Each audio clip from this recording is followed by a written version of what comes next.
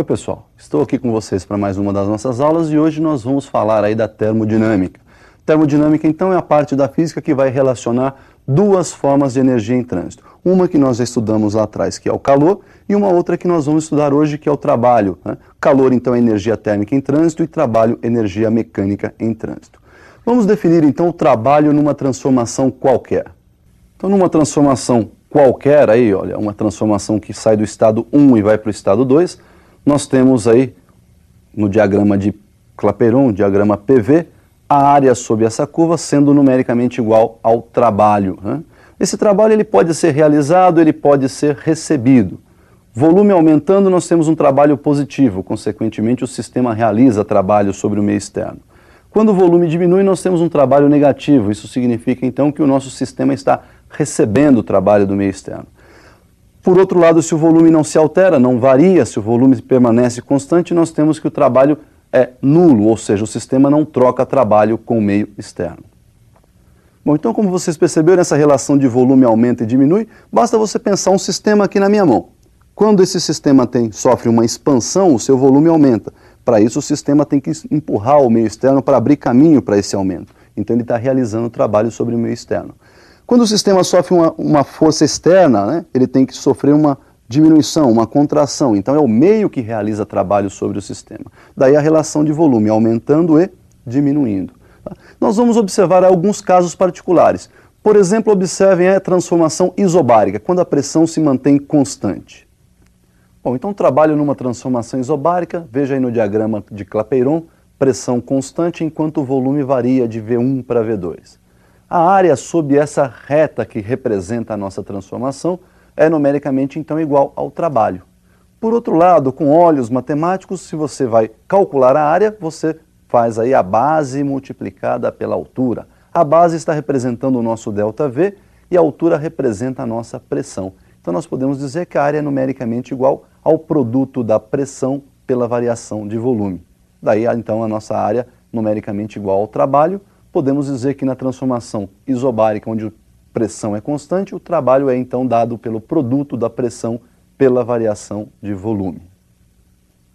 Bom, também temos as transformações chamadas cíclicas, né? O que é uma transformação cíclica? É aquela que começa de um ponto, vai até uma determinada posição lá no final e retorna ao ponto inicial. Isto é uma transformação cíclica. Ela começa e termina no mesmo ponto. Observe então a definição do trabalho na transformação cíclica. Temos aí um ciclo, começou no estado 1, foi até um estado 2 e retorna aí, né, ao estado 1.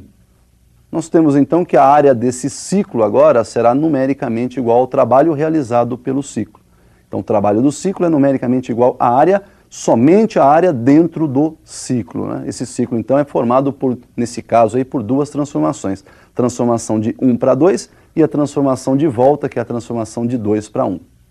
Percebam então que se o seu ciclo for percorrido no sentido horário, o trabalho é positivo, significa então que o sistema está realizando o trabalho. Se esse ciclo for percorrido no sentido anti-horário, nós vamos ter um trabalho negativo, o que significa então que o seu sistema está recebendo trabalho. Então nós vimos aí a definição do trabalho, que pode ser calculada numa transformação isobárica pelo produto pressão vezes variação de volume e através do diagrama de Clapeyron pela área, né, que vai desde a transformação até o eixo dos volumes, se for uma transformação aberta, ou a área dentro do ciclo, se for uma transformação cíclica. Bom, nós vamos definir uma outra forma de energia que é a chamada energia interna. Essa energia interna do sistema se resume aí nas energias que por algum motivo esse sistema tem acumulada, tem reservada dentro dele. Um exemplo de energia interna é a energia cinética de translação das moléculas que compõem o sistema, ou energia cinética de rotação das moléculas, ou até mesmo a energia potencial de ligação entre essas moléculas. Mas quando se fala de gás perfeito, nós resumimos todas essas energias na própria energia cinética de translação das moléculas. Observe então a definição dessa energia interna. Olha lá, a energia interna nós vamos representar pela letrinha U e ela é dada então pela relação 3/2 do produto de nRT. Como nós já vimos em aula passada, o produto PV é igual a nRT, a equação de Clapeyron, aquela que nós fizemos inclusive uma brincadeira, né, para o vestibular. nunca rachei tanto, nunca rezei tanto para os mais fervorosos, e nós podemos então substituir esse nRT por PV. Daí então nós temos a energia interna 3 meios de PV, pressão vezes volume. Observe que se a temperatura aumenta, nós vamos ter aí uma variação de temperatura positiva. Então a nossa energia interna está também aumentando e, consequentemente, nós vamos ter aí uma variação de energia interna positiva. A energia interna final será maior que a energia interna inicial. Por outro lado, se essa temperatura diminui, nós vamos ter uma variação de temperatura negativa. Então nós temos aí um sinal de que a nossa energia interna está diminuindo. E se essa energia interna diminui, nosso ΔU, nossa variação de energia interna é negativa. Agora observe que, se a temperatura se mantiver constante, nós não vamos ter variação de temperatura. Significa então que a nossa energia interna também se mantém constante. E, consequentemente, nós não vamos ter variação de energia interna. Uma observação para vocês, olha lá. Não valem essas observações que nós fizemos para mudanças de estado. Quando se fala de mudança de estado, mesmo sendo constante a temperatura, está havendo uma mudança no estado de agregação das moléculas e, consequentemente, a energia interna vai se alterar. Então nós vimos aí que a energia interna é uma função de ponto, né? Ela depende somente da temperatura daquele momento, daquele instante, daquele ponto ali. Então nós vamos observar o seguinte, se a transformação for cíclica, ela sai de um ponto inicial, dá uma volta e retorna de novo ao ponto inicial. Percebam que o ponto inicial e o ponto final vão ser coincidentes. Daí então as temperaturas inicial e final são exatamente iguais. Observem no visual como fica então a variação da energia interna dentro de um ciclo, ou numa transformação cíclica.